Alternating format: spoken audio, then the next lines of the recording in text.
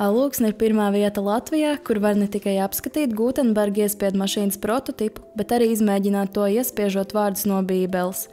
Ideja par to, ka Alūksnes Ernsta Glika Bībeles muzejā vajadzīgs Gutenberga iespiedu mašīnas prototips, nav jauna vai nesen radusies. Šī ideja par spiestuvīti jau dzimusi bija ļoti sen, apmēram 2011. gadā.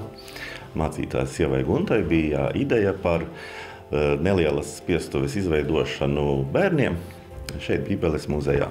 Tobrīd šīs idejas realizācijai nebija ne telpa iespēja, ne arī līdzekļu. Līdz pagājušajā gadā tika atbrīvota telpa turpat Bībeles muzejā, vietā, kur agrāk atradās Turisma un informācijas centrs. Telpa bija, ideja bija, vēl vajadzēja tikai tam visam līdzekļus. Un Alūksnes lauku partnerība un lauka atbalsta dienests atbalstīja mūsu šo ideju, šo projektu, deva finansējumu. Projekta laikā vietējā galvniecība Alūksnē atbilstoši Latvijas evaņģēliski luteriskās baznīcas Alūksnes draudzes pasūtījumam veica Gutenberga iespiedu mašīnas prototipu izgatavošanu, kas prasīja 2 mēnešus. Šī ir Johana Gutenberga iespiedu preses prototips. Viņa nav precīza kopija, protams, un arī tas darbība nav tieši tāda kā, teiksim, tā burtu salikšana nav tāda kā tajā laikā, bet tas pats princips un ieskats, kā tas notika un kā tas viss darbojās, tas te ir ļoti labi redzams. Ir tā, ka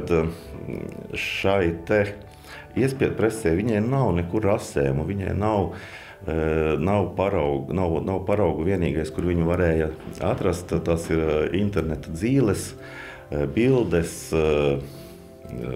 video rullīši, jo pasaulē šādu iespiedu prešu ir ļoti maz. Es atradu vienu Polijā, vienu Amerikā un vienu Austrālijā. Prototips piedāvāja ikvienam Ernsta Glika Bībeles muzeja apmeklētājiem jaunu aktivitāti, tādā veidā uzlabojot arī muzeja piedāvājumu. Mums ir sagatavoti Bībeles tekstu panti, paši varēs salikt vārdiņus un uzlikt līmi un paši nopresēt sev skaistu piemiņu no Bībeles muzeja, ko paņemt līdzi uz mājām kā suvenīru. Burti nebūs, tie būs vārdi, jo mēs pamēģinājām, lai saliktu burtus. Tas nav ātri izdarāms, tas ir diezgan gausi, ja tu nedari katru dienu, bet salikt vārdus, tos, teiksim, es domāju, minūtēs 3-5 var salikt un izdarīt tā, lai nepaliek garlaicīgi un izmēģināt šo tehnoloģiju. Pirmais Bībeles drukātais izdevums iespiests tieši Gutenberga izgudrotajā iespiedu mašīnā 1455. gadā.